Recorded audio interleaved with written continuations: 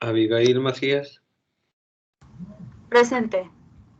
Anthony de la O, Presente. Axel Álvarez, Presente. Axel García, Presente. Aileen Preciado, Presente. Carlos Grajeda, Presente. Octavio Navarro,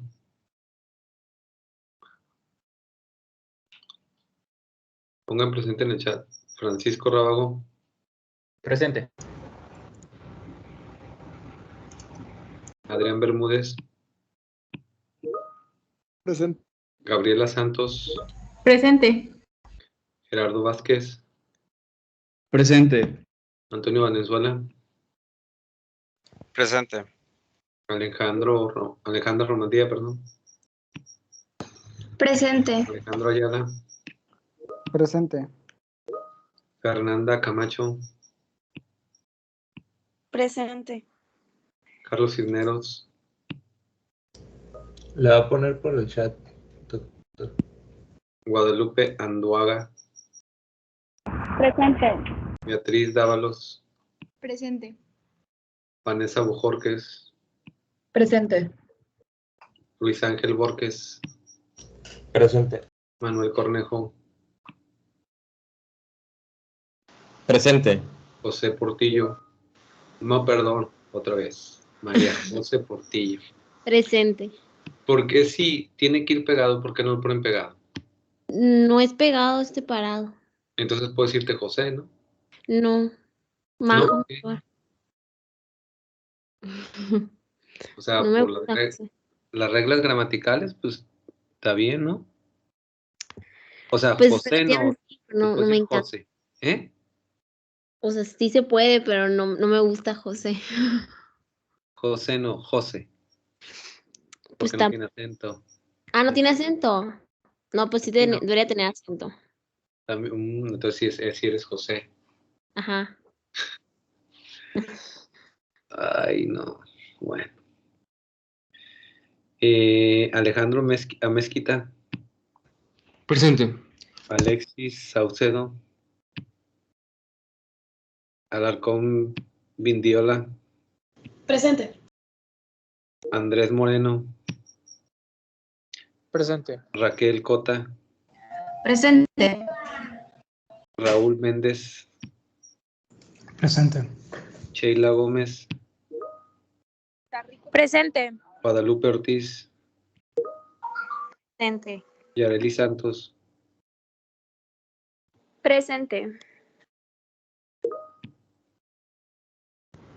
Doctor, una disculpa, me acabo de conectar.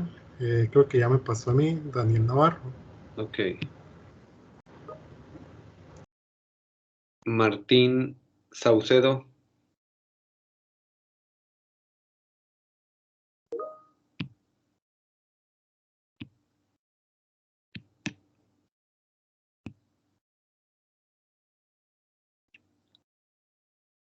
ok.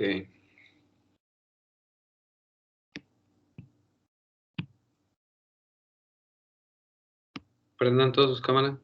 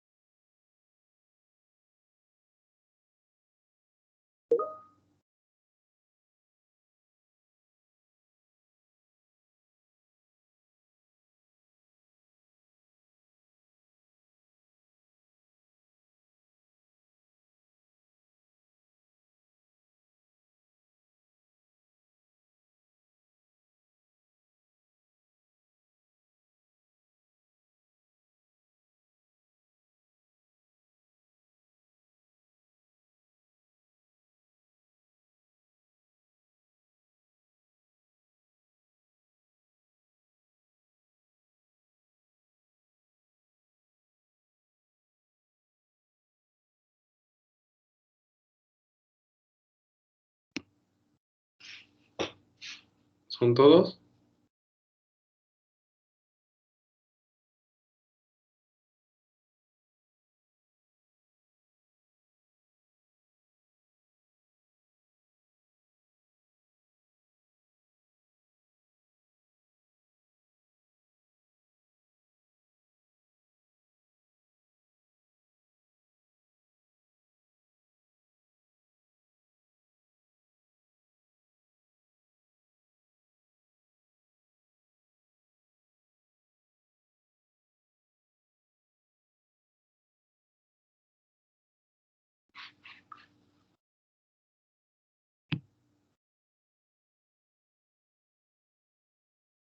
Hay 28 en este grupo.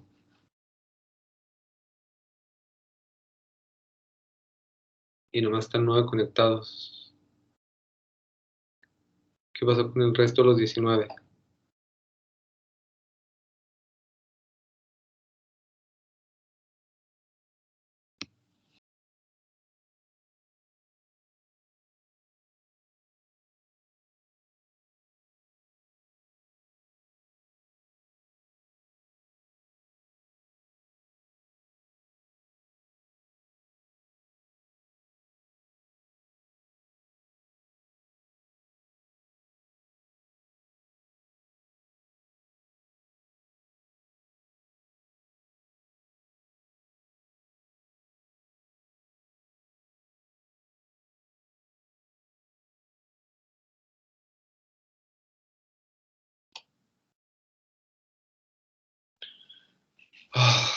¿Cuál es?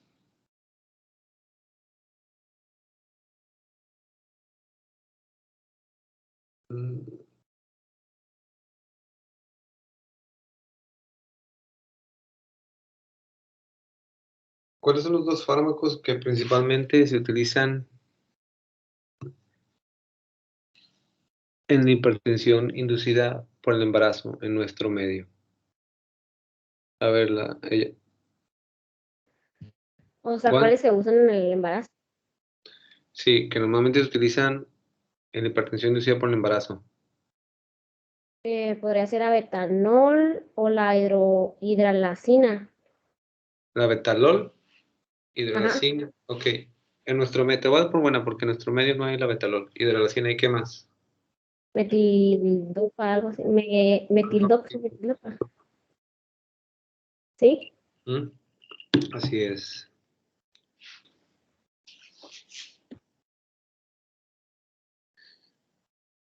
¿Cuál sería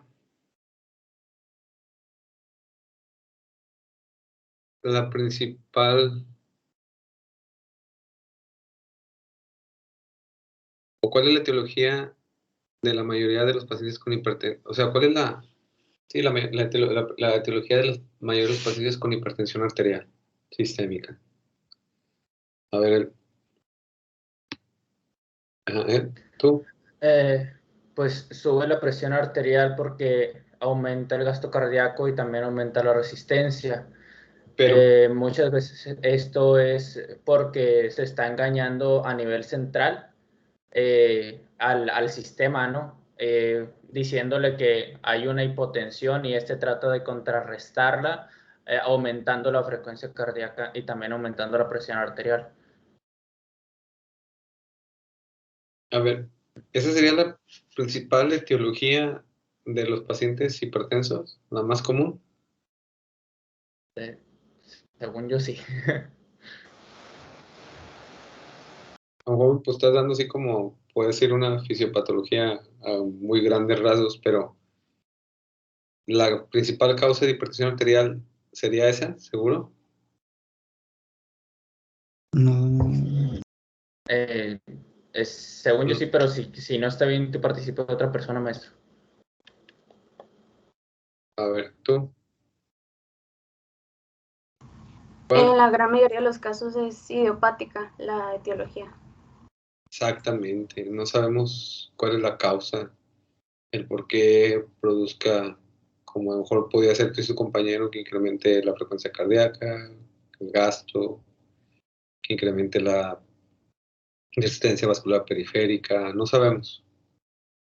La causa es desconocida en la mayoría de los casos, ¿no?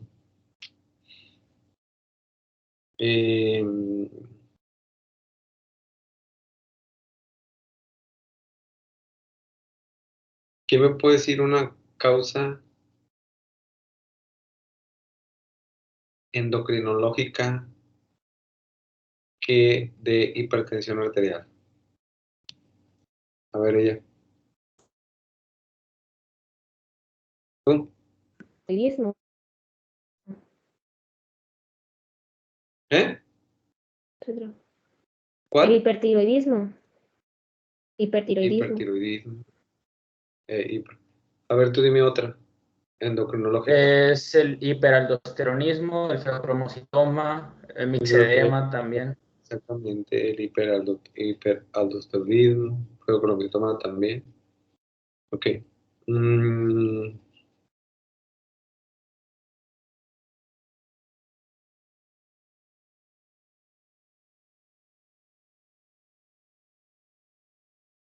¿Quién me puede decir cuál es el mecanismo de acción de la metilocina?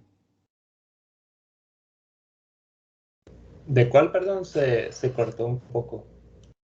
¿Cuál es el mecanismo de acción de la metirosina?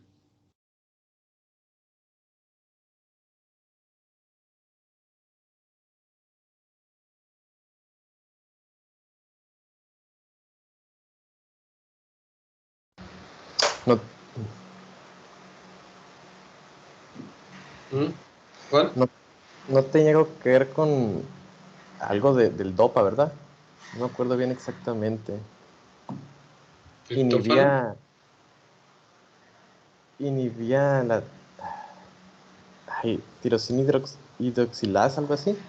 Tirosina hidroxilasa. Inhibe la tirosina hidroxilasa. Ok. Y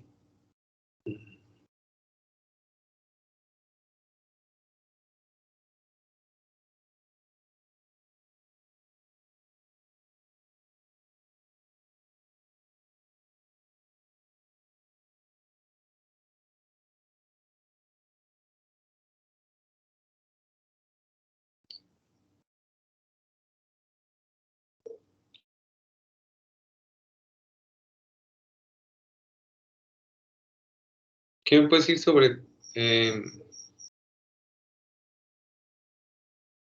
los fármacos antihipertensivos?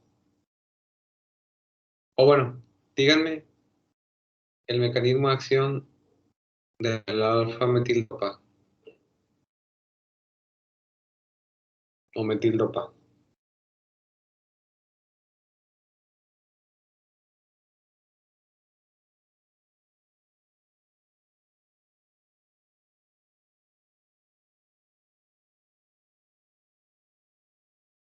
¿Nadie?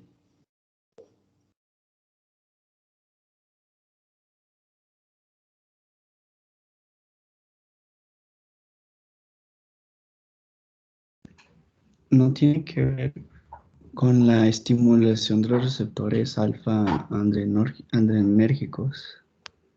No, ¿En dónde? no me acuerdo en dónde era, pero tenía entendido que era algo con eso. Sí, pero porque pues tienes que decirme dónde, porque ese es el chiste, o sea, a nivel del vaso o dónde. En el corazón, riñones. ¿Sí a eso se refiere?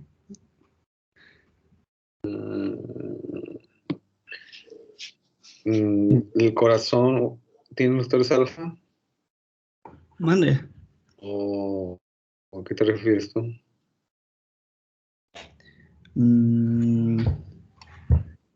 Pues, Sí, está bien los receptores alfa, pero aquí es importante que me pues, digas dónde, ok, porque pues según que yo, estimula los receptores alfa a nivel del cerebro. ¿Eh?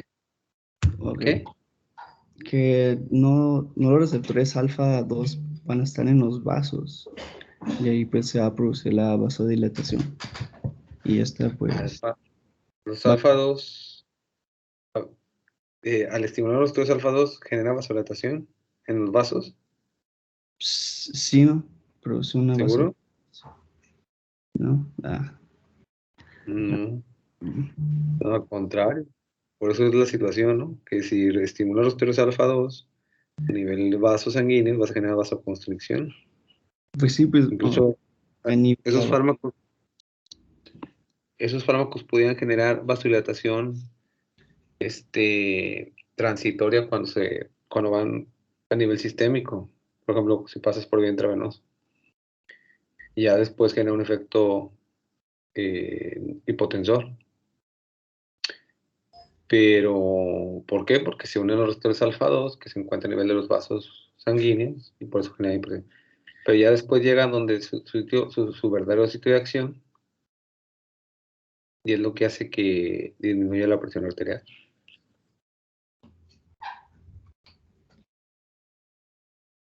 ¿No? Pues sí. Está bien los de los alfa 2, pero ¿en qué lugar?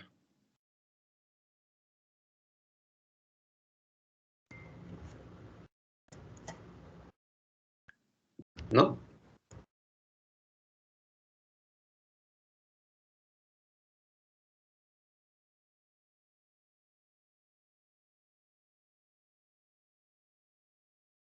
¿No?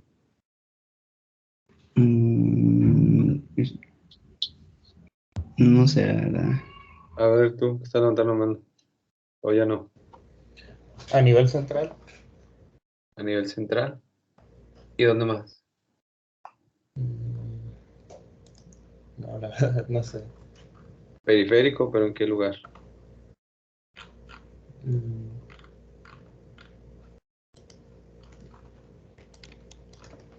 A ver, tú dime. No es en el tronco encefálico, a nivel del sistema nervioso. Ok, a nivel central y nada más. Trocoencefálico, está bien, nivel central, como es mi compañero. ¿Qué más? mm, mm, También directamente a nivel de las terminaciones nerviosas, hay receptores alfa 2 que al estimularse inhiben la secreción de las vesículas que se encuentran en su interior. En este caso, pues, pensando en la noradrenalina, ¿no?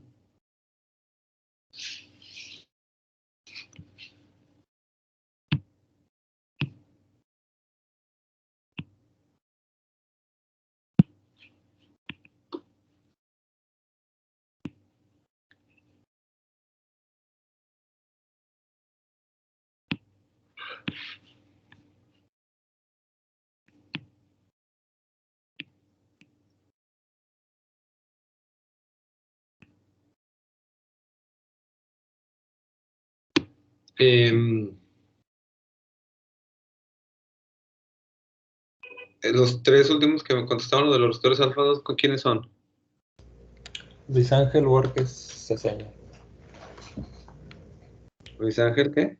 Borges Ceseña. ¿Ceseña? Gerardo Vázquez Zaragoza. Espérame.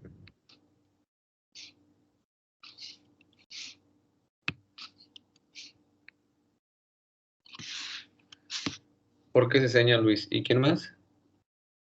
Gerardo Vázquez Zaragoza.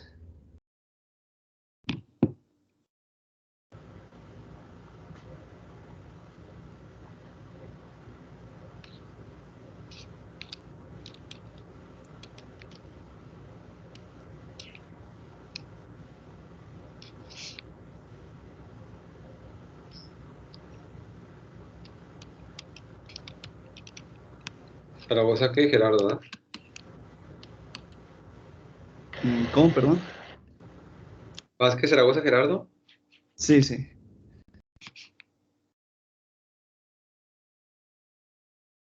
¿Quién más? ¿El otro? Daniel Octavio Navarro Salazar.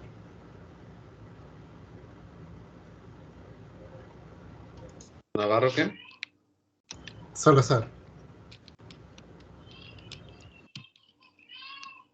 ¿Octavio? Así es.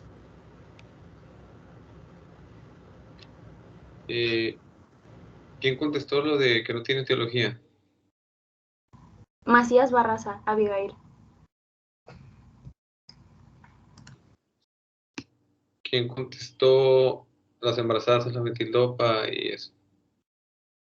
Yo, Portillo Terán, María José.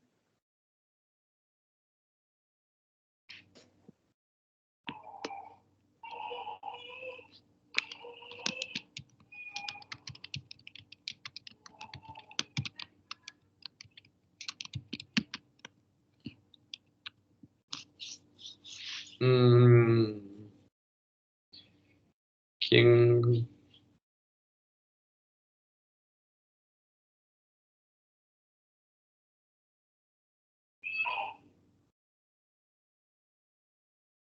¿Quién contestó lo de... Contestaron dos lo de endocrino, ¿no? ¿Quién? Sí, fue Portillo Terán y Rábago Sánchez.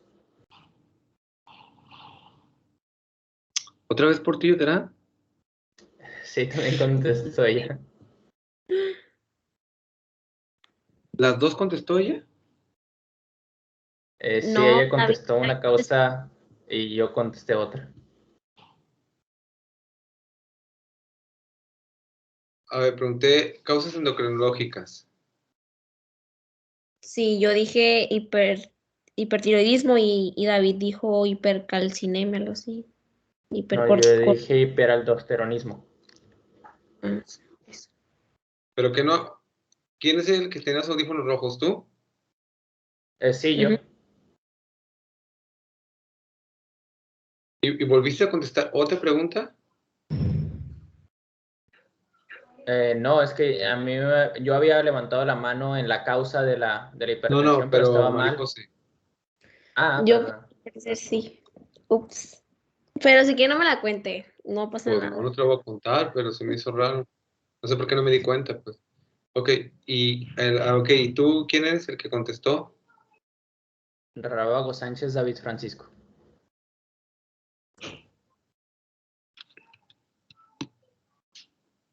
Y ya, ¿verdad? Falta yo, doctor. Sí. Mecanismo de acción de la metirosina. Ah, sí, cierto. ¿Cómo te llamas? Cornejo Movisca Manuel.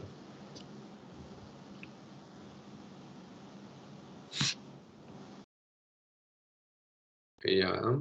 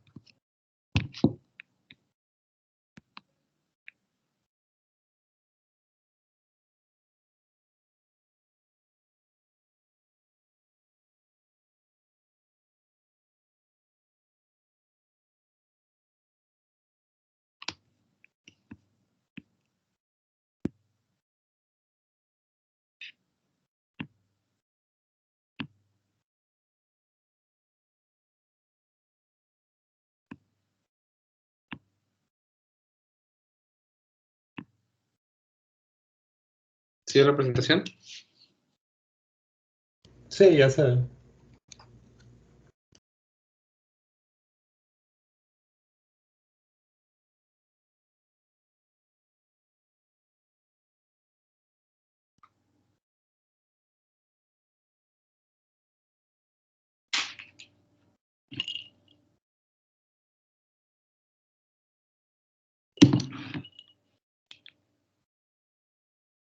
Ok. Más o menos hay 7.6 millones de muertes al año, secundarias a hipertensión arterial. Y podemos decir que son en el 15% del total de las muertes. Y vamos a ver que aproximadamente hay 92 millones de discapacitados secundarios a problemas por la hipertensión arterial. El problema que cada vez es más jóvenes, en edades trabajadoras, en edades productivas, donde el paciente empieza a generar incapacidad o discapacidad, ya que me ha tocado ver pacientes de 30 años con hemorragias hipertensivas importantes, donde las secuelas en estado vegetativo pues son las que predominan, y obvio ese paciente está de fuera de cualquier tipo de fuerza de trabajo, ¿no? Debido a la hemorragia, el tamaño de la hemorragia, el sitio de la hemorragia.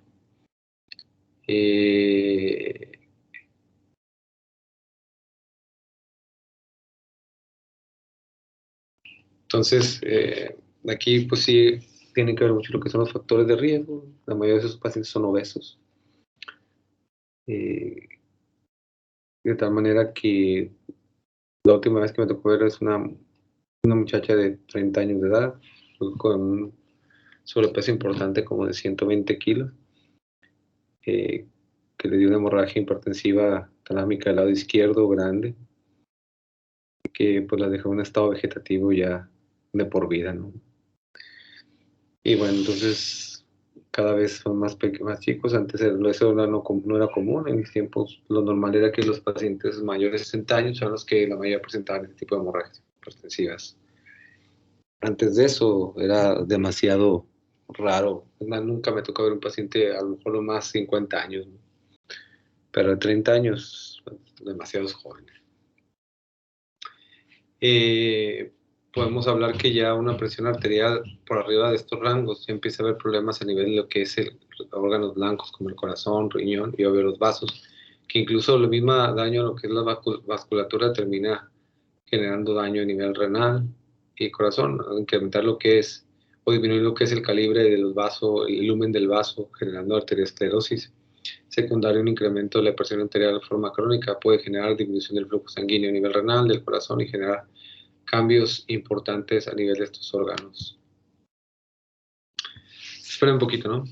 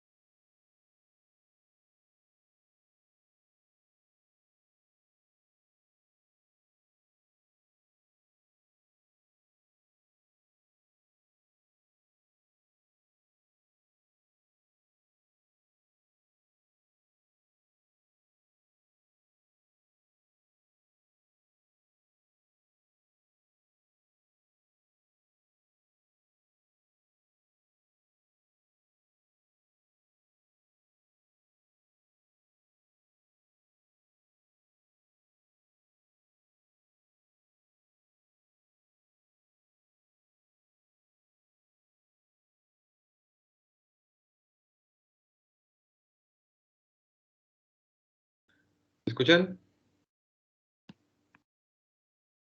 Sí. Sí, sí, doctor. ¿Sí ve la presentación? Sí, también. Sí se ve. Bueno, aquí vemos lo que son las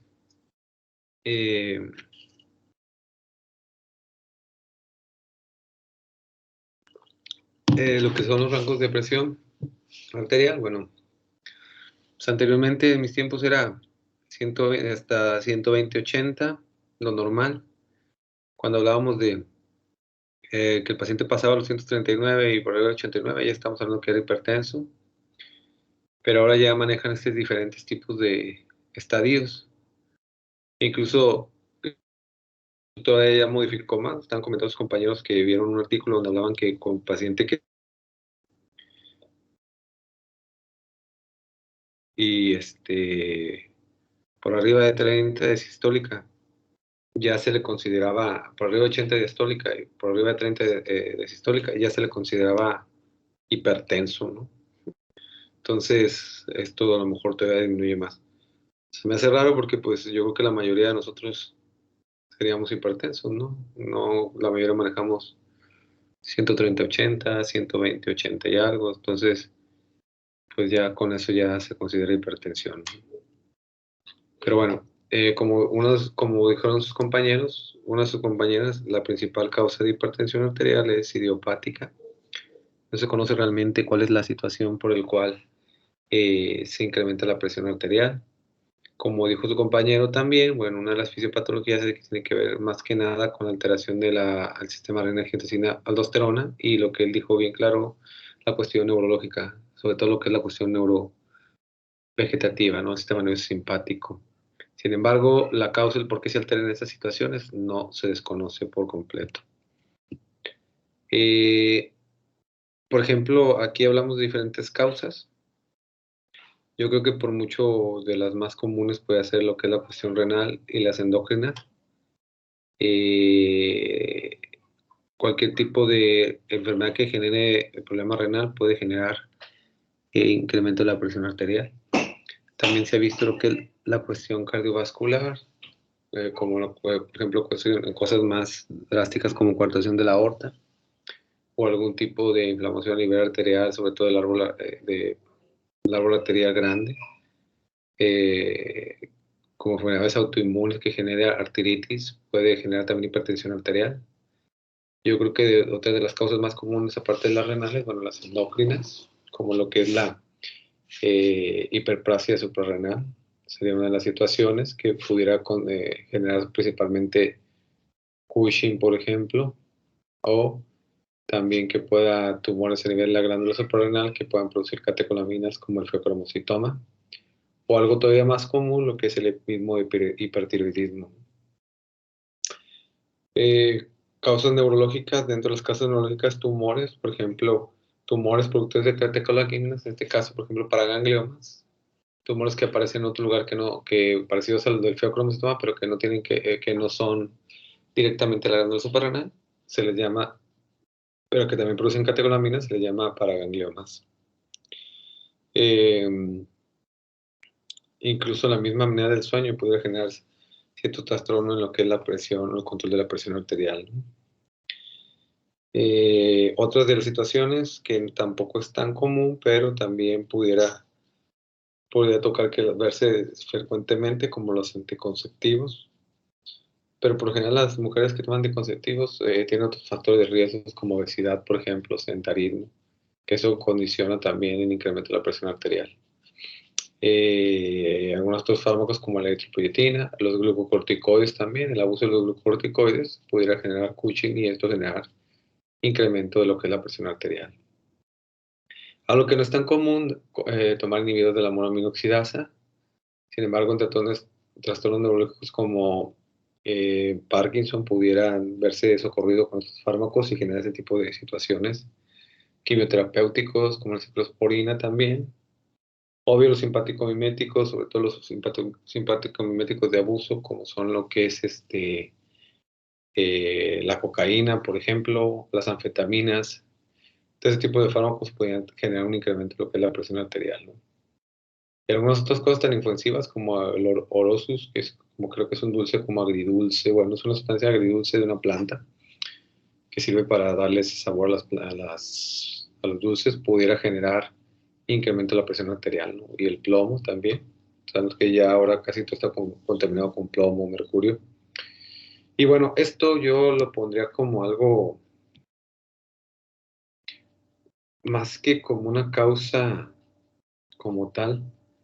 Bueno, algunas partes de la cuestión ambiental, ¿no? Por ejemplo, el ruido, el estrés emocional, pudiera ser más bien cuestiones de factores de riesgo, ¿no? Porque hay gente que está sometida a este tipo de situaciones y no siempre va a tener hipertensión arterial. Igual como la obesidad, ¿no? La obesidad no es como tal una etiología, pero se ha visto más relacionado con hipertensión arterial. Entonces, pudiera ser factores de riesgo, no tanto como una causa de hipertensión, ¿no? A lo mejor la dieta rica en sodio, que siempre ya tiene tiempo que se está suscitando esta situación, que el exceso de sodio se ha visto que incrementa la presión arterial, incluso se ha visto que la disminución de lo que es la ingesta de sodio pudiera disminuir en forma importante lo que es los rangos de presión arterial. Y bueno, otra cosa que a lo mejor también es frecuente más o menos, pero obvio pues nada más es en mujeres, por eso podemos decir que en cuanto a estadísticas pudiera ser menor a las renales o endocrinas. La preeclampsia, la eclampsia, este tipo de enfermedades que genera secundaria a hipertensión inducida por el embarazo, pudiera también ser una causa importante, incluso una causa de muerte materna, perdón, más importante en las pacientes embarazadas.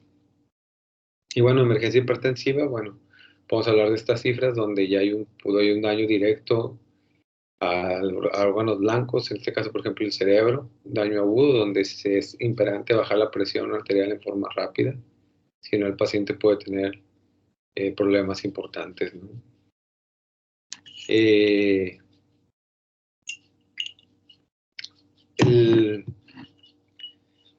El sobrepeso, como se ha comentado, es una de las situaciones que se ha visto muy relacionadas con lo que es la hipertensión arterial. Igual, como les digo, no es un factor de riesgo, más no la etiología, pero sí se ha visto que modificar lo que es el peso pudiera mejorar en forma importante el riesgo de padecer o disminuir lo que es las cifras tensionales. El sodio, como les digo, incluso todavía hay doctores que debaten en cuanto a que si la cantidad de sodio tiene que ver con lo que es el incremento de la presión arterial.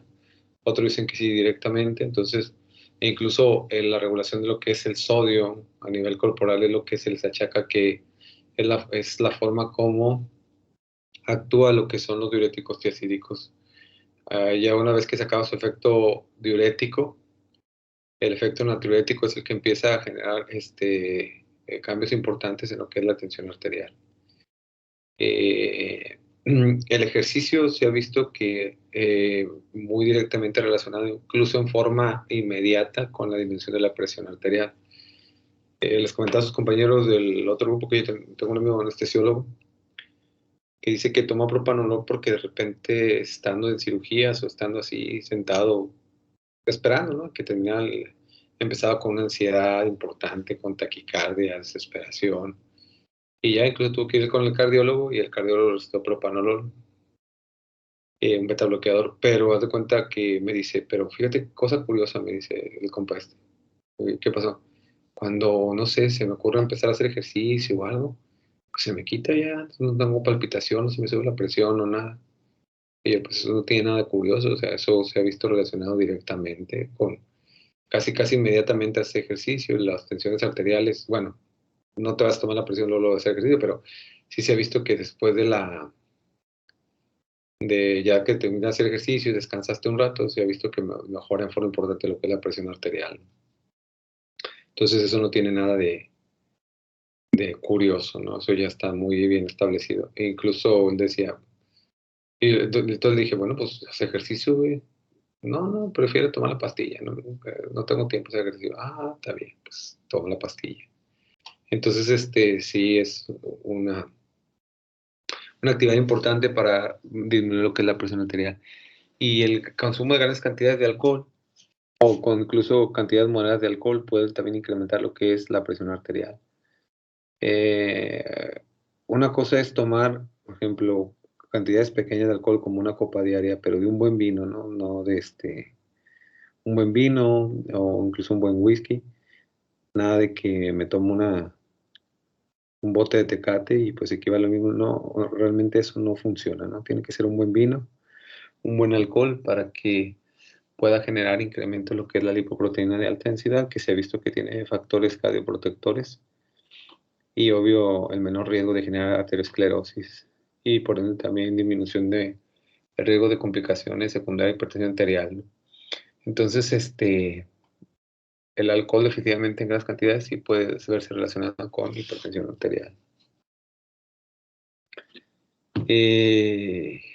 Los antihipertensivos diuréticos, bueno, los antihipertensivos que normalmente se utilizan,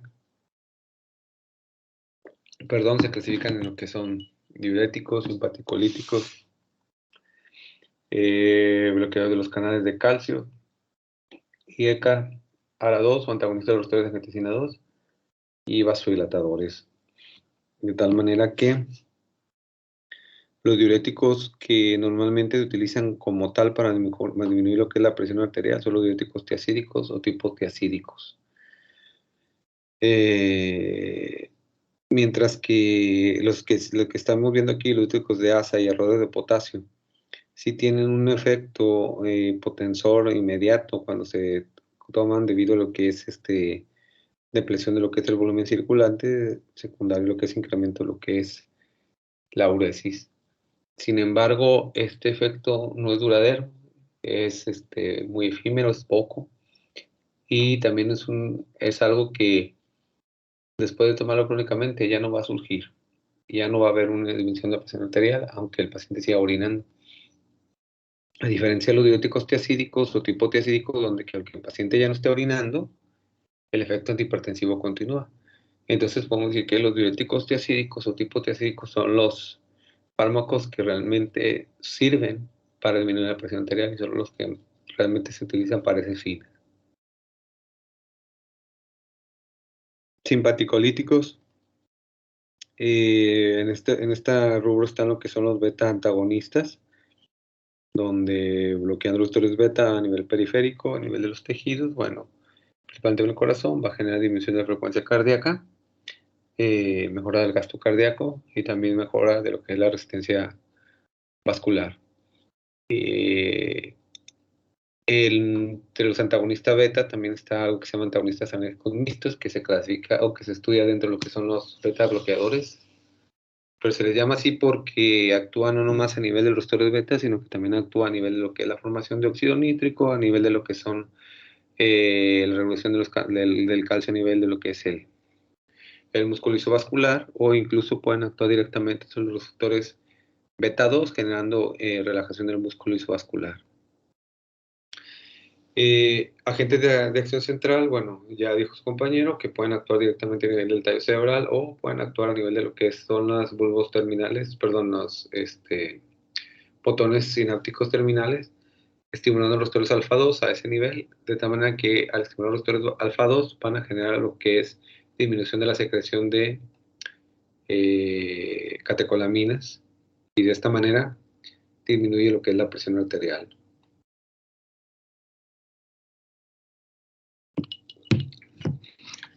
Y otros bloqueadores también potentes y que también tienen que ver con lo que es el agotamiento de los neurotransmisores a nivel sistema nervioso central es la reserpina y el guanadrel, que pudieran tener un efecto parecido a los alfa agonistas, pero algunos pudieran tener efectos como similar lo que es la función de la norepinefrina, generando una estímulo a los receptores, compitiendo por ella, pero no generando el efecto que normalmente genera la norepinefrina. Y la otra, la reserpina, incrementa lo que es la liberación de neurotransmisores hasta su agotamiento, y de esta manera, ya no haber más neurotransmisores, ya no habrá forma de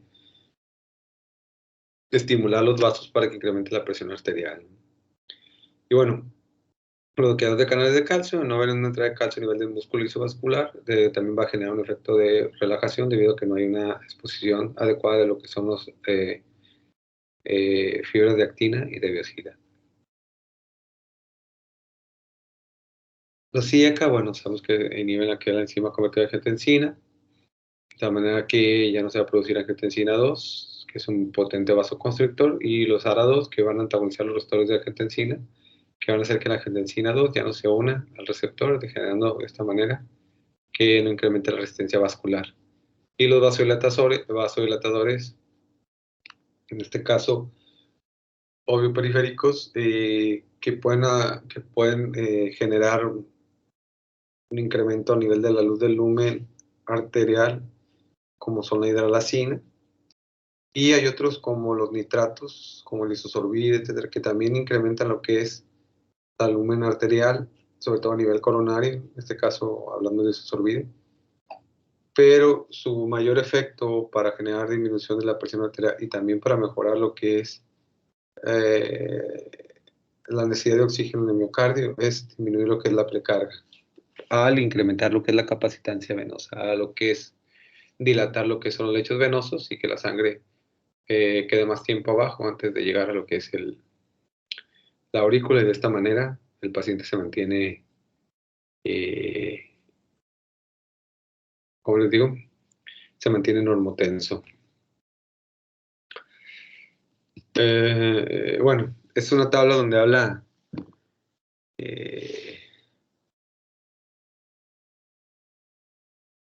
de cómo normalmente se puede empezar a utilizar lo que son los antihipertensivos, dependiendo algunas situaciones. Por ejemplo, si es un paciente de primera vez, en mis tiempos lo que decía la norma oficial mexicana es que los diuréticos tiacídicos o tipo tiacídicos eran los que eran de elección para ese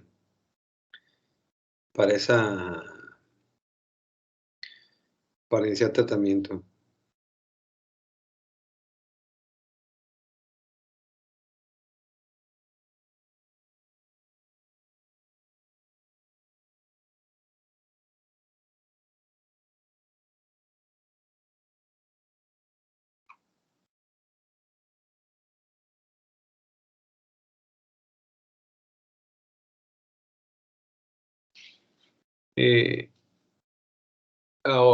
En esta tabla, bueno, toman algunos factores, como por ejemplo si el paciente tiene menos de 55 años o es mayor de 55 años, y el otro para iniciar tratamiento. Y el otro factor es, en este flujo el diagrama de flujo, si son descendientes afroamericanos, perdón, son afroamericanos o no. De tal manera que si el paciente tiene menos de 55 años, no tiene ningún tipo de factor de riesgo, perfectamente podemos utilizar un diurético tiacídico en la norma oficial mexicana, pero que habla sobre todo que el mejor fármaco para él sería darle un IACA o un ARA2. Mientras que en el otro donde el paciente tiene mayor de 55 años y o es afroamericano, lo ideal es iniciar primero con un diurético tiacídico, como decía la norma oficial mexicana, no sé cómo diga su guía de práctica clínica, y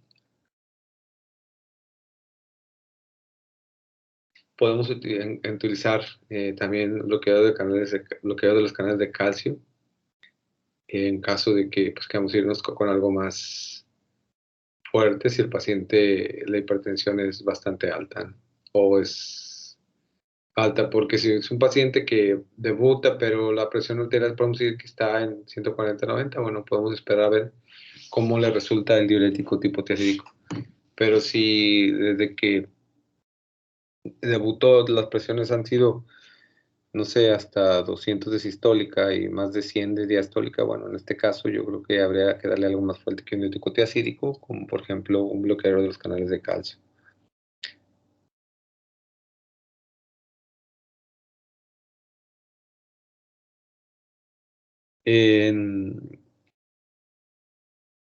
Por ejemplo, si por alguna razón no funcionara el tratamiento, bueno, podríamos darle lo que le estamos dando acá, cualquiera de los dos, más Lo ideal es que si no le estuviéramos dando diurético tiacídico, es darle un diurético tipo tiacídico. Se ha dicho que la combinación incluso de cualquier antihipertensivo, pero sobre todo los IECA y los ARA2, con el diurético tipo tiacídico, pudiera mejorar de forma importante la presión arterial.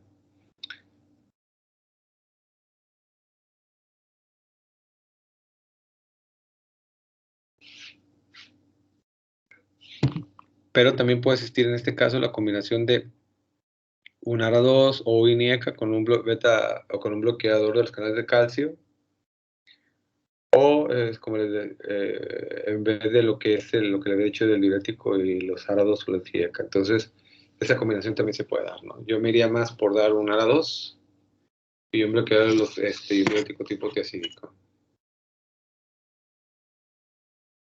Porque son el mejor sinergismo que el diurético tipo tiacídico, los ARA2 o los IECA. Así como el mejor sinergismo que hay en la farmacología es dar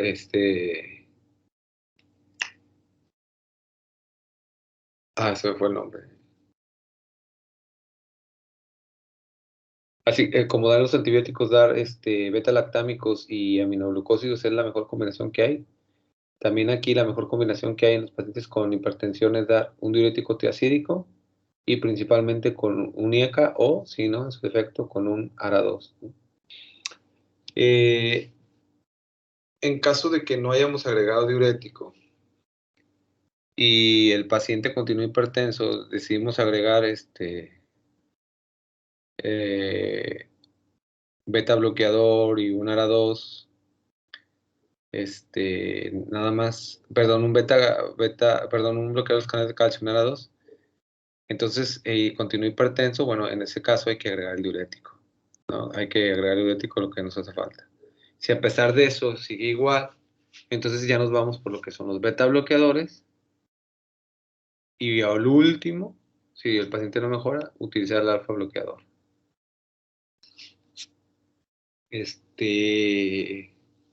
Y obvio ya en estas instancias donde estamos usando dosis muy altas, donde el paciente no responde, hay que hablarle por ejemplo, al cardiólogo para ver si no tiene algún tipo de patología que condicione que esté hipertenso y que por eso el paciente no le esté funcionando el tratamiento. A ver, ¿me espera un poquito?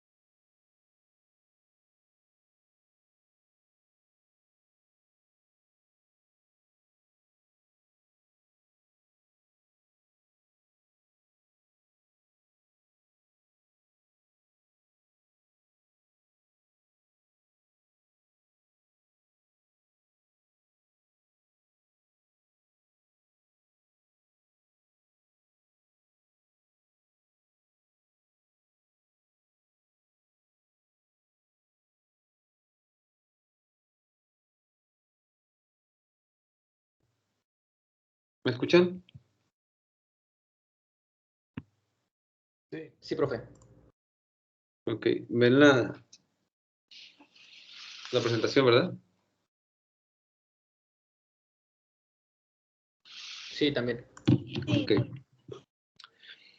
Los diuréticos tipo tiacídicos son, en mis tiempos les digo, los diuréticos de primera elección para pacientes que debutaban por primera vez con hipertensión arterial sin ningún otro tipo de factor de riesgo. Los diuréticos tiacídico o tipo tiacídico, tanto que la hidroclorotiazida como la clortalidona casi se utilizaba en forma indiscriminada. Por ejemplo, si no había hidroclorotiazida, le damos contra la clortalidona y viceversa, ¿no? Incluso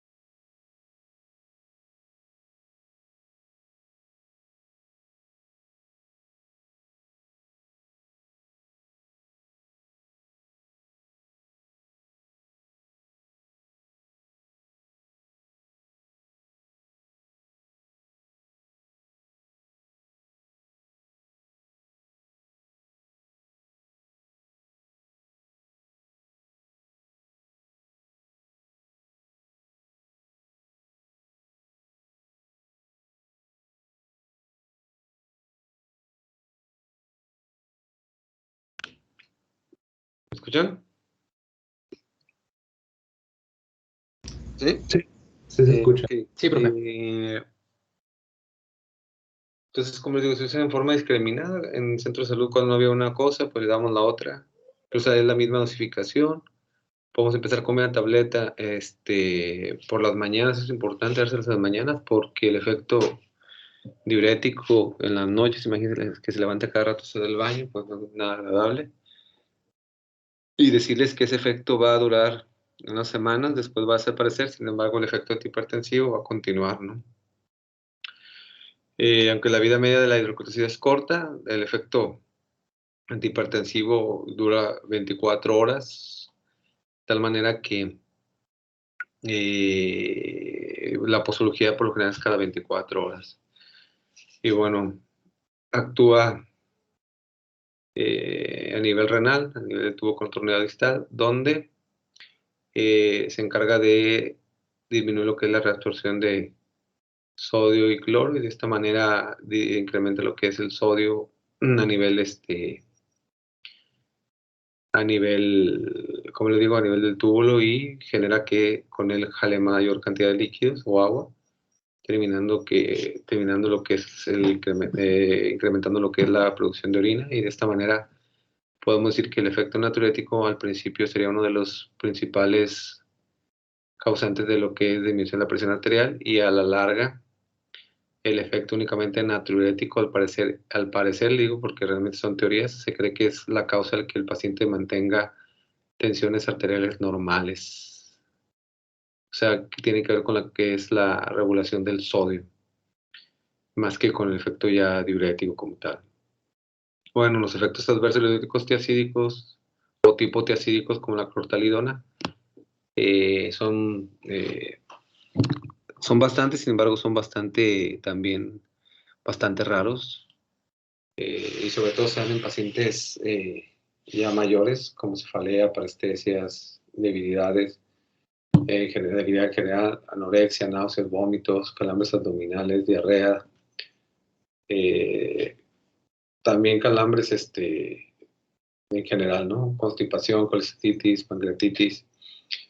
También se ha visto problemas hematológicos, sin embargo es muy raro ver un paciente que ha tomado años, incluso hidroclorotiazida, presentar granulocitosis o neutropenia o algún tipo de discasia sanguínea. Lo que sí es un poquito más común es que si un paciente es alérgico a las sulfas o tiene algún tipo de reacción dermatológica a las sulfas, incluso cualquier tipo de alergia hacia las sulfas, lo mejor es no dar diuréticos tiacídicos o tipos tiacídicos, debido a que pudiera generar como algo parecido a una hipersensibilidad cruzada, ¿no? Y generar problemas dermatológicos.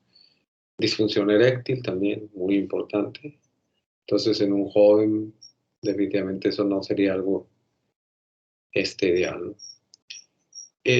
Sobre todo en pacientes mayores, como les digo, desequilibrio, cualquier tipo de desequilibrio hidroelectrolítico, sobre todo hipo, ¿no? Como por ejemplo hipopotasemia, hiponatremia, hipocloremia. También puede generar problemas de alcalosis metabólica. La hipomagnesemia también, la hipercalcemia, hiperuricemia también puede ser parte importante de los efectos adversos de este tipo de fármacos. Otros efectos adversos, que por eso es que les comentaba que siempre y cuando el paciente no tenga ningún tipo de factor de riesgo o no tenga ningún tipo de comórbido, sería uno de los tratamientos de elección de primera línea para los pacientes que debutan por primera vez para hipertensión arterial. Pero si tenemos un paciente que tiene diabetes mellitus, bueno, este tipo de problemas pudiera generar que se agrave el descontrol, lo que es las glicemias plasmáticas. Entonces, definitivamente no sería un tratamiento que se debe quedar en pacientes que tienen síndrome metabólico o síndrome de Kidney. Pudiera incluso en un paciente que no era diabético todavía, pero que tenía todas las de serlo, ¿no? O sea, es un paciente que iba a ser, pues que tenía, no sé, obesidad, carga genética, etcétera, y que a lo mejor siempre en los estudios de laboratorio salía con glicemias, como les digo, con glicemias limítrofes como de 100, por ejemplo, en ayunas, y de repente empezamos tratamiento con diuréticos tiacídicos o tipo tiacídicos, y el paciente empieza a tener descontroles importantes de la glucosa. No es que el fármaco lo haya hecho diabético, sino simplemente podemos decir que a lo más seguro es que ella tenía problemas y que a lo mejor el ayuno era suficiente como para mantener la glucosa a raya. Sin embargo, lo más seguro es que el postprandial salía de glucosas muy altas, o sea que ya tenía un descontrol en lo que es la tolerancia a la glucosa, y eso hace que desenmascare antes de tiempo, o que no antes de tiempo, sino que más bien salga a la luz algo que él ya tenía, pero que obvio en ayuda no se presentaba, y es un problema con lo que es el control de la hiperglicemia. Esto es sobre todo debido a la falta de secreción de insulina, debido a que disminución del potasio hace que la célula beta pancreática no se despolarice y genere, ¿cómo le digo?, genere menor incremento de la insulina, ¿no? Sí, aparte le puedes agregar otro tipo de diurético que también genere disminución de lo que es el potasio, puede todavía verse más afectado lo que es el control de la glucosa. Otra de las situaciones es que también se ha visto relacionado con dislipidemias, sobre todo en pacientes que, como les digo, ya tienen esa predisposición. Si tú no tienes dislipidemias, si no tienes ningún tipo de factor de riesgo, únicamente hipertensión arterial, lo más seguro es que no suceda ninguna de estas cosas que te estoy diciendo. Por ejemplo, se ha visto que incrementa la lipoproteína de baja densidad, y también se ha visto que hay incremento de los triglicéridos. También se ha visto relacionado, que tampoco es muy común, con cáncer renal, y sobre todo en ancianos o en pacientes que tienen problemas hidroelectrolíticos, o a lo mejor problemas renales, puede relacionarse con muerte súbita, sobre todo por cuestiones de hipopotasemia, ¿no?, por arritmias cardíacas. Interacciones farmacológicas, por ejemplo, se ha visto que disminuye los efectos de los anticoagulantes, uricosúricos, fármacos hipoglucemiantes que tienen que ver con incremento de la secreción de la insulina, como la sulfonilurea, y con la misma insulina, de tal manera que disminuye el efecto de estos fármacos. Hay que tenerlo en cuenta para valorar la necesidad de incrementar la dosis del fármaco, o cambiar un antihipertensivo para que no se contraponga, si el paciente está tomando alguno de estos, se contraponga con este tipo de sustancia, ¿no?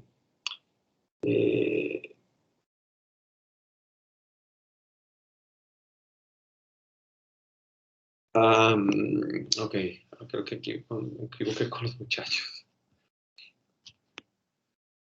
Las sulfonilureas son hipoglucemiantes, pero no sé si, dándole clase a los otros, dije bisulfa y hablé sobre lo que son los antibióticos por alguna extraña razón, pero nada que ver. O sea, sulfonilureas es una cosa y sulfonamidas son otras. Ya ni me acuerdo, no me acuerdo. Pero de todos modos voy a dar la aclaración. Las sulfonilureas son hipoglucemiantes orales, y las sulfonamidas son antibióticos, ¿vale? Entonces, por eso me detuve, que dije, caray, no los habré dicho ahorita, estaba haciendo como retrospectiva. Pero bueno, también sí, obvio, hace interacciones, incluso hace como datos de hipersensibilidad cruzada. Los diuréticos tipo tiacídico, ya se había comentado con las sulfonamidas en cuanto a los efectos adversos, sobre todo a nivel dérmico. Sí, pero no nada que ver con lo que es la función. Todos modos se los voy a aclarar después. Igual, no es tan... Bueno, sí es importante en cuanto a que todo lo que tenga que ver con lo que es el control de la glucosa puede alterarse con los diuréticos tiacídicos. También se ha visto que incrementa lo que es la función de los anestésicos, el diazóxido, los glucósidos cardíacos, el litio, los diuréticos de asa y la vitamina D. Entonces, esto tenemos que considerarlo por el riesgo de toxicidad por digitalicos, por ejemplo, o el litio, principalmente, que son fármacos que pudieran generar mayores efectos adversos cuando se incrementa en forma importante sus concentraciones plasmáticas. Y bueno, ya les había comentado que cualquier tipo de AINE y con cualquier tipo de antihipertensivo puede disminuir el efecto de antihipertensivo. Entonces, si es necesidad de dar un AINE, hay que tener monitorizado más cercanamente la presión arterial para valorar que el paciente no tenga alteración de la presión arterial, y hay necesidad de incrementarle la dosis de la presión arterial del antihipertensivo mientras le estamos dando AINES. Y bueno, Esto es lo que se ha visto relacionado con la muerte súbita en los pacientes que están tomando diuréticos tipo tiacídicos, que digo, no es muy común, debido al incremento de lo que es la disminución del potasio, sobre todo cuando se agregan otros fármacos como anfotericina B, corticosteroides, la quinidina, antiarrítmicos, pudiera generar polimorfismos ventriculares, generando lo que se llama torsada de Points.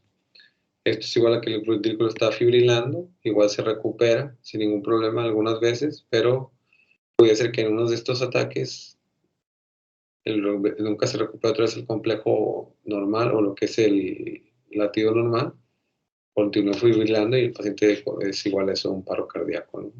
Y obvio muerte súbita. En pacientes mayores de edad que tenemos que dar diuréticos tipo tiacídicos, pues hay que tener en cuenta lo que es, si empieza a tener sintomatología de pacientes con hipopotasemia, bueno, podemos darle diuréticos o podemos darle ahorradores de potasio como la amilorilena. Y fíjense bien, aunque los diuréticos tiacídicos, su libro diga que pueden utilizarse para este tipo de patologías, y hay diuréticos establecidos para para este tipo de patologías que son mejores que los mismos diuréticos tiacídicos y están mejor indicados. Por ejemplo, para la insuficiencia cardíaca podemos utilizar los diuréticos de ASA como la furosemida.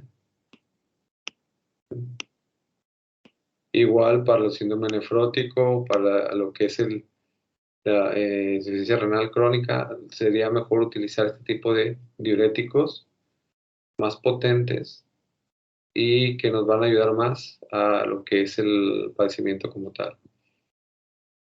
Para cirrosis está más que indicado lo que es la espironolactona, que es lo que más se utiliza, ¿sí?, como diurético. Y lo que es la glomerulonefritis aguda también pudiera ser el diurético de ASA, como la furosemida, una de las indicaciones. De tal manera que la hipertensión arterial sería, podemos decirlo así, el uso real que se le da a este tipo de diuréticos tipo tiacídicos y que sería el más indicado para la hipertensión arterial sistémica, ¿no?, tanto la clortalidona como la hidroclorotiazida.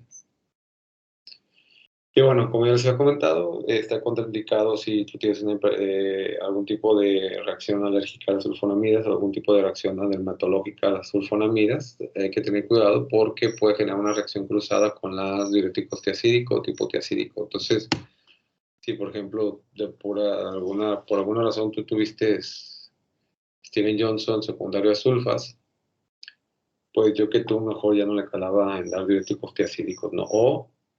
Sí, o sea, yo no le daría a ese paciente diuréticos tiacídicos o tipo tiacídicos. En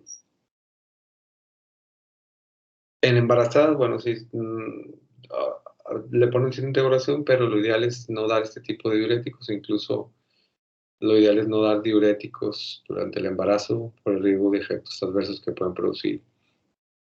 Y hay que tener cuidado cuando la función renal está bastante lastimada o alterada, cuando hay un estadio de deficiencia renal, bueno, lo ideal es mejor no dar diuréticos tipo tiacídicos. ¿Dudas hasta aquí? Todo claro, doctor. Si yo tengo una duda, maestro, con la... ¿Cómo se llamaba esta? Bueno, es que no es de las tiacidas, es de un fármaco que dijo al principio que causaba depresión mayor. ¿Cuál? Empezaba con R. Reserpina. Reserpina. Sí. ¿Esta se utiliza mucho aquí o qué onda? Bueno, me imagino que ahorita lo vamos a ver, ¿no? Sí, ahorita vamos a ir para allá, pero no, fíjate que bueno. es más bien lo utilizan para como otros fines, como incluso diagnósticos o de investigación, pero no tanto como tratamiento de Y menos como antihipertensivo, ¿no? Como tratamiento de diario o algo así, ¿no? Realmente es un fármaco que no, por los efectos adversos que se dan, no precisa una indicación de utilizarse diario, ¿no? Te digo, más bien se utiliza con otros fines. Te digo, como podemos decir, de investigación o diagnóstico, etcétera, etcétera. Hoy te lo vamos a ver, ¿sabes? Pero no es un fármaco Ok. que utilicemos normalmente, o que yo vea que vea un paciente le están dando reserpina, no, eso no, realmente nunca lo he visto, pues. Y bueno, los antihipertensivos simpaticolíticos principalmente se van a encargar, como dice su nombre, de abolir la respuesta simpática, ya sea directamente por vía a nivel de lo que son las terminaciones noradrenérgicas o a nivel de, como dijeron su compañero, a nivel central, a nivel del estadio cerebral, de lo que es la secreción del sistema simpático, ¿no? O la activación del sistema simpático. La alfa-metildopa, bueno, esa es una de las fármacos que actúa directamente a nivel sistema central y periférico. Actúa sobre es una agonista alfa-2 central, hay que tener en cuenta eso central, porque como les había comentado, los vasos sanguíneos también tienen receptores alfa-1 y alfa-2. Ambos receptores tienen un efecto vasoconstrictor. El que tiene efecto vasodilatador de los receptores a nivel de vasos son los receptores beta-2. Los receptores beta-2 tienen un efecto a nivel del músculo isovascular vasodilatador. Entonces, incluso estos fármacos a veces al pasarse por vía sistémica pudieran generar un ligero efecto hipertensor para ya después generar el efecto vasodilatador deseado, ¿no? O el efecto hipotensor deseado. Ya que llega al sistema nervioso central o periférico, se van a unir los receptores alfa-2, los receptores, al estimular los receptores alfa-2 van a disminuir lo que es la secreción de neurotransmisor, ¿no? De tal manera que al no secretarse los neurotransmisores, esto va a hacer que disminuya lo que es la reacción noradrenérgica y de esta manera no va a haber un estímulo en la célula que contigua y esto hace disminución del efecto simpático. Hay fármacos como el clonidina y otros que incluso pueden generar un bloqueo ganglionar importante, ¿no? Bueno, Adrel más bien.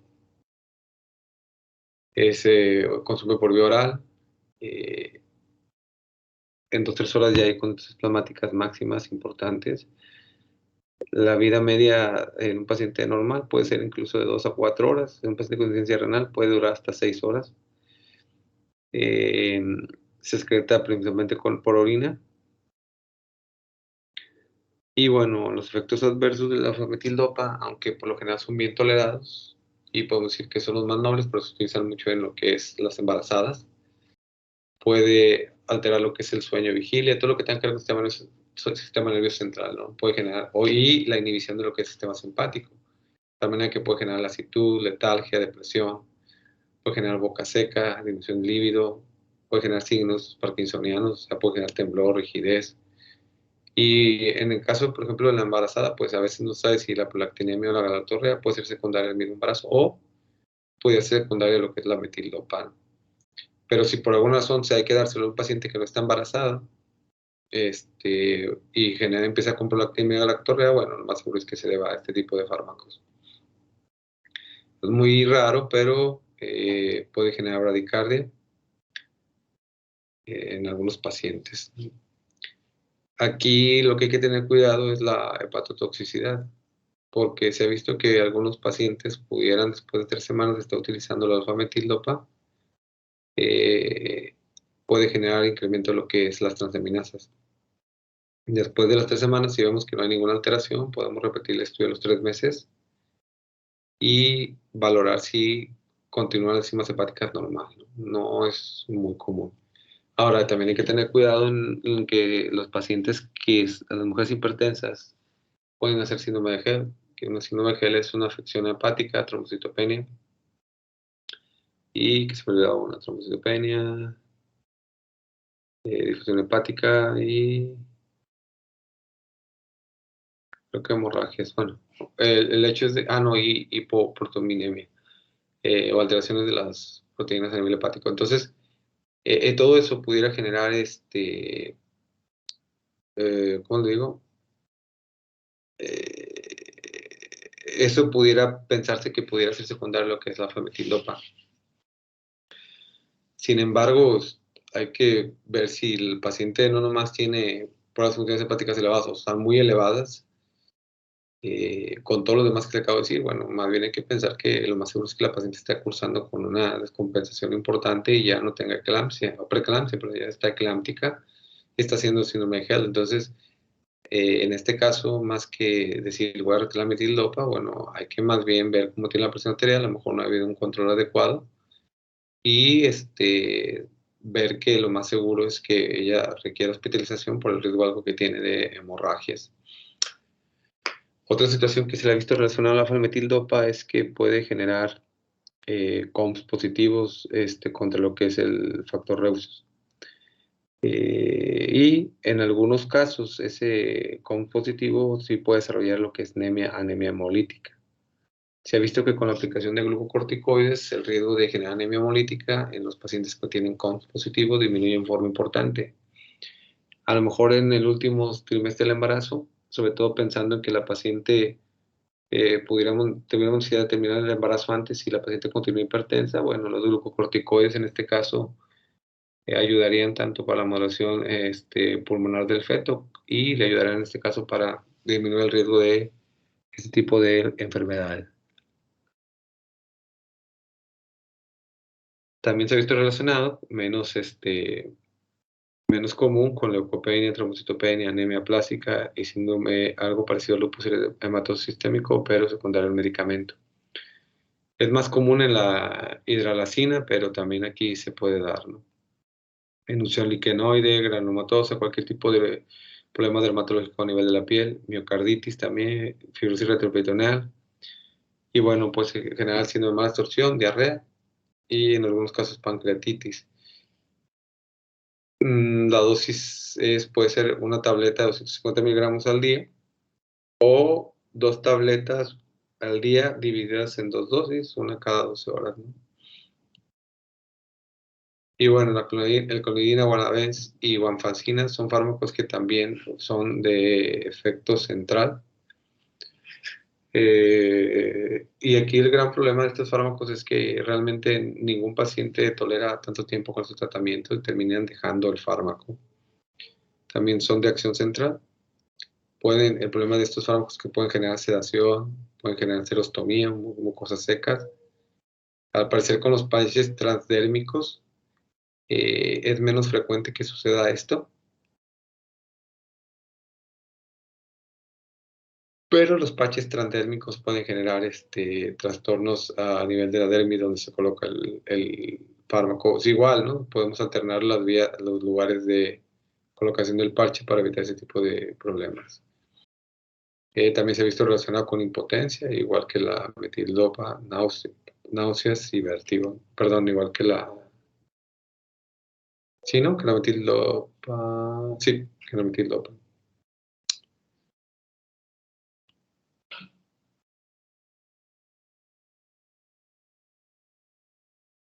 No, perdón, que la hidroclorotiazida y la clortalidol, perdón.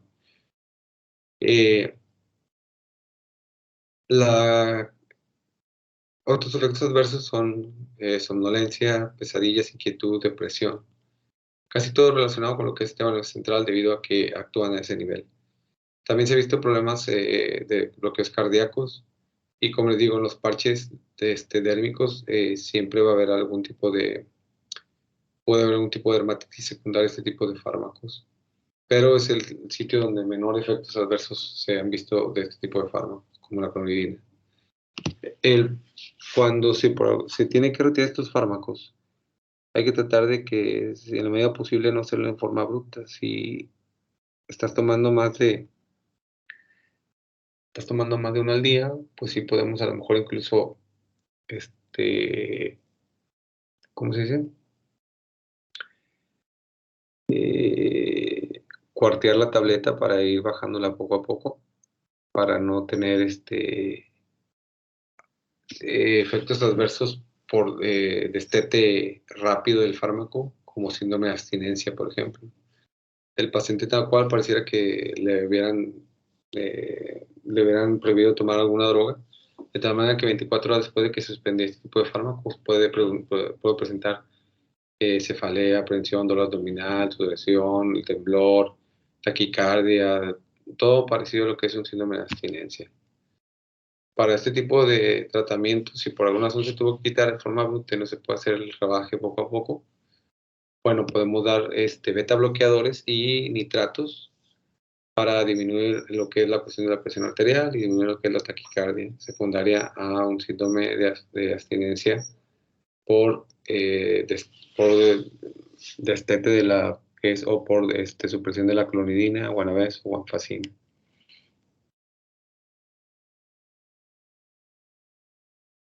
La situación de estos fármacos, como se ha comentado, es darlos cuando ya no hay más que dar. A lo mejor si estás en un lugar apartado de la mano de Dios, allá en un cerro donde no hay nada y te llega un paciente hipertenso y lo único que tienes es clonidina, pues ni hablar. Si no tengo más, pues le voy a dar, ¿no?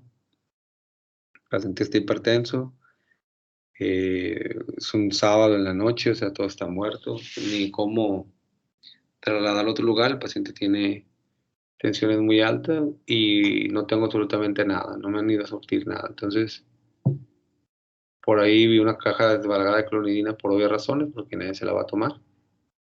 Y bueno, pues tratar de hacerle algo al paciente, ¿no?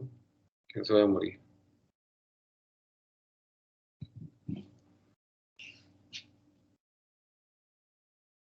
El Guanadrel, bueno, puede actuar como un falso neurotransmisor, de tal manera que puede unirse a lo que es los sitios de la norepinefrina y también lo que es bloquear lo que es la recaptación de la misma norepinefrina, generando mayor cantidad de norepinefrina dentro de las terminaciones nerviosas al unirse al sitio donde se une para ser recaptado. De esta manera, al unirse a los receptores y todo eso, va a generar una disminución importante de la unión de la norepinefrina normal o endógena, y esto va a generar que haya menor actividad simpática. En el caso también de lo que es el estímulo de los receptores a nivel de lo que es los receptores alfa a nivel de terminación nerviosa, también pueden disminuir lo que es la secreción de la misma norepinefrina, ¿no? Y de esta manera, al poder decir que está directamente unido al receptor, este fármaco, sin hacer que la norepinefrina se una, puede disminuir lo que es, en forma importante, el tono vascular a nivel periférico, ¿no?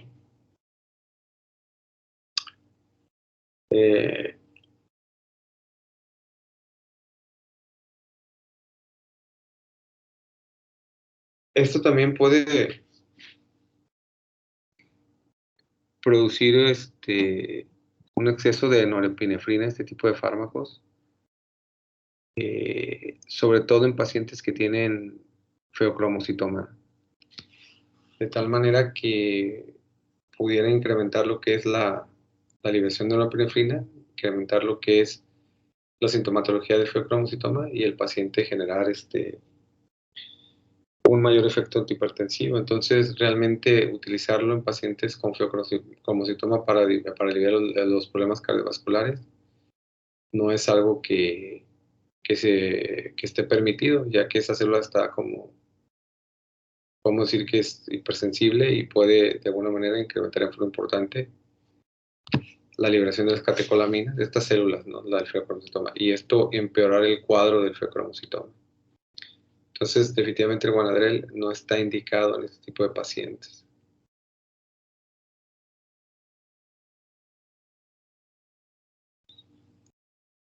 Otros efectos adversos que pueden ponerse en este tipo de fármacos es hipotensión ortostática, hipotensión en el ejercicio, hipotensión a la ingesta de alcohol, hipotensión en los climas calurosos, acompañada de fatiga, lasitud, disfunción sexual.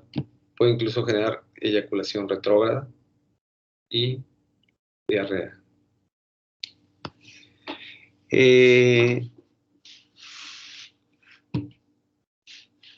también hay que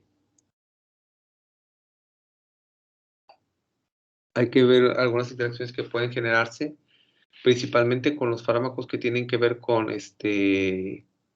la recaptación o lo que es pues sí, la recaptación o liberación de lo que son las catecolaminas, porque puede generar interacciones farmacológicas. Por ejemplo, con los antidepresivos dicíclicos, que son inhibidores de la recaptación no selectiva de la serotonina, y obvio en estos va también lo que es la dopamina, norepinefrina o la cocaína, que inhibe la recaptación principalmente de norepinefrina, la clorpromazina, la efedrina, que va a incrementar lo que son los niveles de neurotransmisores a nivel de terminaciones nerviosas, y también actúa directamente sobre los receptores alfa y beta a nivel periférico. La fenipropaноlamina también pudiera generar efectos adversos en los pacientes que están tomando Benadryl. Y la anfetamina, bueno, las anfetaminas también pudiera verse afectadas, se encargan principalmente de incrementar también las cantidades de catecolaminas a nivel sistema nervioso central, y esto pudiera también alterar lo que es la función de este tipo de fármacos. Entonces, muchas veces, si es necesario, por ejemplo, dar efedrina o anfetamina, por ejemplo, la efedrina por lo general será en cuestiones quirúrgicas, ¿no? Lo ideal es valorar no tomar estos medicamentos antes de consumir este tipo de fármacos. Aunque las anfetaminas en un paciente hipertenso, si está dando Benadryl, pues no estarían lo más indicado, ¿no? Porque puede incrementar en forma importante la presión arterial. 10 a 20 miligramos al día, divididos en 2 dosis. De tal manera que entre mayor sea la dosis, puede ser un mayor riesgo de hipotensión ortostática. La otra situación es que para evitar este tipo de efectos adversos, podamos empezar a dar lo que es esta dosis por las noches, 10 miligramos en las noches, y a lo mejor o la mitad de la tableta, pues, si ustedes quieren, pero yo diría que con 10 miligramos en la noche, con que sea en la noche, para pues, que el paciente sepa lo menos posible y evitar lo que es el riesgo de hipotensión ortostática. Ya pasando unos días, ya podemos entonces establecer si hay que darle más dosis, al día siguiente darle otros 10 miligramos al paciente. Y por último, lo que es la reserpina. El mecanismo de acción de la reserpina, bueno, principalmente disminuye por completo o depleta de alguna manera, estimulando la salida de los neurotransmisores a nivel de lo que es la terminación nerviosa, el botón sináptico, y esto genera que se deplete la cantidad de aminas o de aminas enérgicas a nivel de la célula, y esto hace que no haya, cuando haya potencial de acción, no haya neurotransmisor que vertir. Y si estamos hablando de noradrenalina o del sistema nervioso simpático, pues obvio, no va a haber cantidades suficientes para generar un efecto vasoconstrictor periférico. Entonces, esa es cómo actúa. Realmente, como le dije a su compañero, yo nunca he visto un paciente que use reserpina. Más bien lo usan para fines pues, diagnósticas a nivel cerebral, de decir, bueno, vamos a bajarle, o ¿cómo se llama?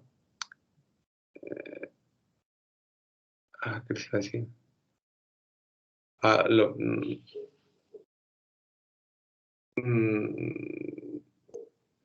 Por ejemplo, ¿qué les iba a comentar aquí? Bueno, al disminuir lo que son las aminas a nivel central y periférico, o sea, pudiera ser más bien cuestiones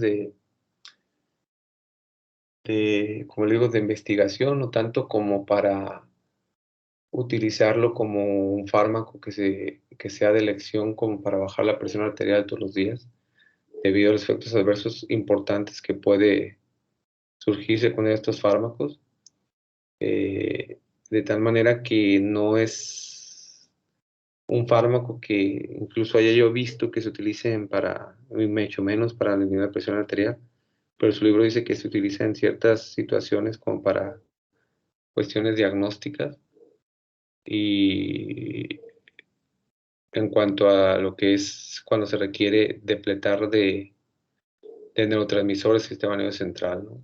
Entonces,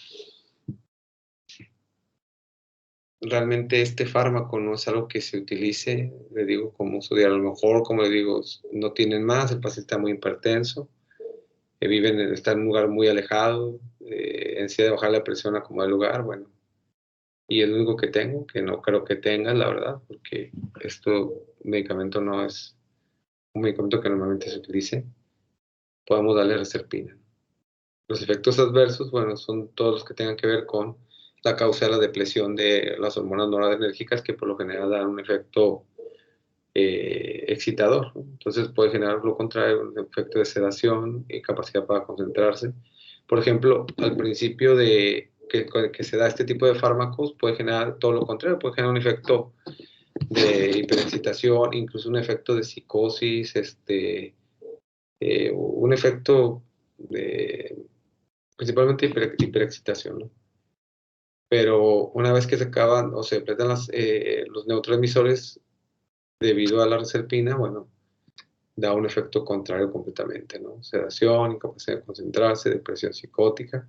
En el otro, una psicosis secundaria a un estado de hiperexcitabilidad. Ahora la psicosis es secundaria a un estado depresivo, ¿no? Y bueno, también otros efectos adversos, congestión nasal y exacerbaciones de la enfermedad acidopéptica. De 25 miligramos al día, una dosis sola. Pudiera darse en pacientes mayores y aparte dar dosis pequeñas de diurético, pudiera mejorar de forma importante lo que es también lo que es la hipertensión arterial, ¿no? Pero como les digo, realmente es algo que no se utiliza normalmente, ¿no? Pero todavía se utiliza para otros fines o diagnósticos principalmente, ¿no? ¿Y cuál era tu pregunta de la reserpina? El que me preguntó. Esa ¿en qué situaciones se usaba? Porque por las cuestiones de la depresión mayor y que podría inducir hasta suicidios y ese. Nada más era eso. Pero ya. No, realmente, te digo, no, es rarísimo. Te digo, más bien se usa con otros fines diferentes a cuestiones de investigación, etcétera, bla, bla, bla, ¿no? Pero no ya como un tratamiento como tal. La metirosina es un inhibidor de la tirosina hidroxilasa, como su compañero, es de es de las enzimas que empiezan a generar catecolamina, de tal manera que al inhibir la tirosina hidroxilasa no se va a formar ni dopamina, norepinefrina, ni adrenalina. En este caso, bueno, al no formarse esos neurotransmisores, bueno, no va a haber un incremento de la presión arterial, no va a haber una función importante del sistema simpático y el paciente va a generar normotensión. También no es un tratamiento que normalmente o que realmente se utilice para la hipertensión arterial, pero sí se puede utilizar como coadyuvante en los pacientes que tienen paragangliomas o feocromocitomas, obvio productores de catecolamina, junto, como les digo, como coadyuvante con bloqueadores no selectivos de los receptores alfa y más un beta bloqueador pudiera ser uno de los tratamientos en los pacientes con feocromocitoma. No se diga más si el paciente tiene un feocromocitoma maligno. Y hay que tomar en cuenta esto, que el principal manejo del feocromocitoma o del paragangliomas es quirúrgico, ¿no? Quitar el tumor. Pero por mientras podemos ya sea tratar al paciente así o también prepararlo para cirugía de esta manera, ¿no? Dando fenoxacetamina o fentolamina. Igual cuando más adelante les voy a explicar cuál es la situación, el por qué se utiliza como medicamento prequirúrgico para preparar a un paciente, sobre todo la fenoxacetamina y la fentolamina, para preparar a un paciente con feocromocitoma. Y bueno, como les había comentado, pues estos fármacos también pudieran de alguna manera ayudar también a la ansiedad y a la psicosis, ¿no? Al disminuir lo que es las cantidades de catecolaminas dentro de la célula. ¿Tienen alguna duda o pregunta? Todo claro, doctor. Maestro, Dime. Ahorita que mencionó sobre lo de la espironolactona que se utiliza en la cirrosis hepática, vi que estaba contraindicada en insuficiencia hepática grave. Porque Bueno, no, no me acuerdo por qué, pero venía que estaba contraindicada en la insuficiencia hepática grave, entonces me dejó la duda de eso, no sé si, o sea, un libro dice una cosa y no, mira, por lo general, siempre los pacientes con insuficiencia hepática, uno de los fármacos que utilizamos mucho para lo que es la retención de líquido que tiene, o sea, es la espironolactona. Pero, ¿cómo te digo?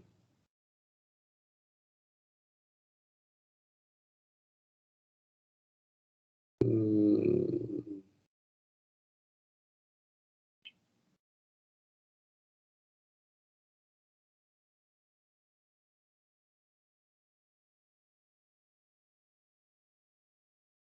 espera un poquito.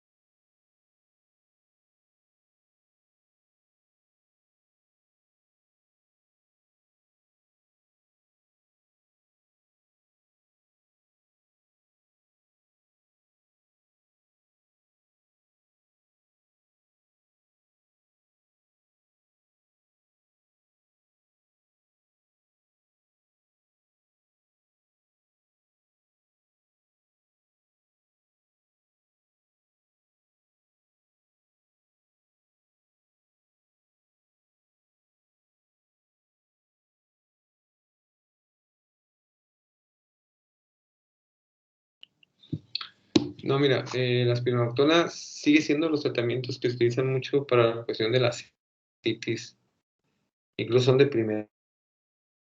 No sé realmente en dónde leíste eso de que en pacientes con insuficiencia hepática no tendría que utilizarse. A lo mejor en insuficiencia renal sí, porque pues su forma de actuar es, podemos decir que en cuestión de lo que es la antagonista de la aldosterona, y eso tiene que ver a nivel de lo que es renal. Realmente no funcionaría o no tiene ningún, en paciente con insuficiencia renal no tendría ningún sentido administrar espironolactona porque realmente no tendría un sitio de acción. Pero insuficiencia hepática, te digo, es uno de los tratamientos que normalmente se da de primera línea. Eso, ¿dónde, para lo que es la cuestión de la citis? ¿Eso dónde lo viste? en Vadebecum. No creo que diga, la verdad no. ¿Lo tienes ahí a la mano? Está en Access Medicina, en la página esta de la escuela. No, pero no lo tienes ahorita a la mano entonces. Pues tendría que buscar la página. Bueno, luego la buscas y me la mandas porque, o la mandas ahí y la publicas porque, te digo, es un fármaco todavía de primera línea para lo que es la citis en la cirrosis hepática. Entonces, no, te digo, sigue siendo uno de los fármacos. A lo mejor insuficiencia renal sí te creo que no, porque, más que nada no porque genera un efecto adverso, sino porque no generaría ningún efecto debido a que es donde actúa principalmente ese tipo de fármaco.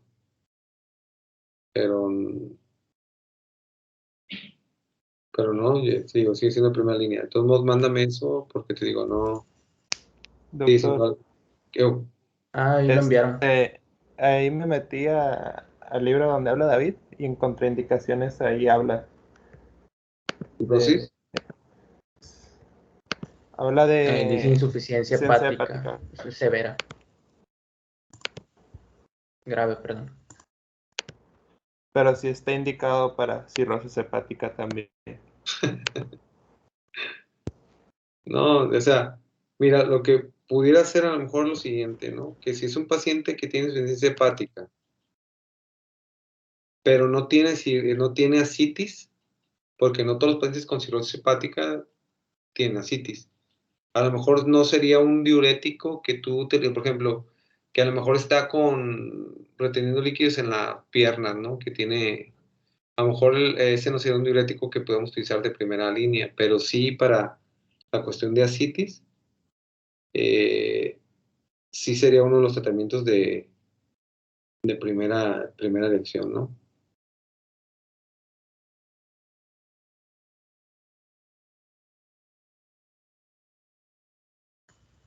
Ok, muy bien. Pero no. O sea, ¿y dónde encontraron que sí se utiliza en cirrosis? ¿Ahí mismo? Sí, le mando. Sí. O sea, ellos mismos dicen, se utiliza en cirrosis y después dicen, ¿usar insuficiencia hepática?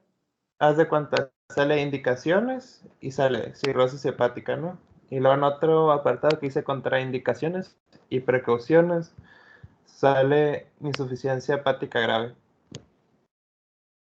Ah, bueno, pero no lo utiliza como, o sea, dice precauciones y contraindicaciones, pero no está poniendo como contraindicado directamente al fármaco, o sea, lo pone en ese rubro.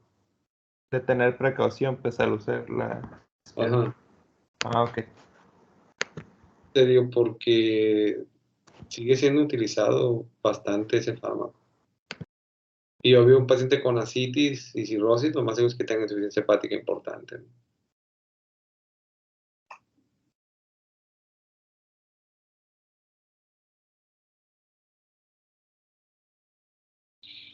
E incluso estaba viendo que si quiere usar furosemida, no le va a funcionar igual si no utiliza la espironolactona primero. Entonces, aún así lo que te dije yo ahorita de que si tenía edema en miembros pélvicos, usar furosemida sin espironolactona es igual a no usar nada. Entonces, no creo que esté contraindicado. A lo mejor, como dice ahí, más bien tener precaución en cuanto a la dosis para evitar lo que es la hipopotasemia en este tipo de pacientes, ¿no? Que se pueda dar por el bloqueo de lo que es la aldosterona. Eso sí hay que tener cuidado. Hipopotasemia más lo que es el ascenso del amonio, etcétera, por la insuficiencia hepática, pues puede generar problemas importantes en el paciente. Pero no, sí está indicado, ¿no? Lo que más bien que te quiere decir es que hay que tener precaución, sobre todo con la cuestión del potasio sérico, hay que estarlo monitorizando. ¿Ok? Ok, maestro. Gracias. ¿Alguna otra duda? No, ninguna. Bueno, nos vemos en la siguiente clase, ¿sale? Bueno, muchas gracias. Bonita semana.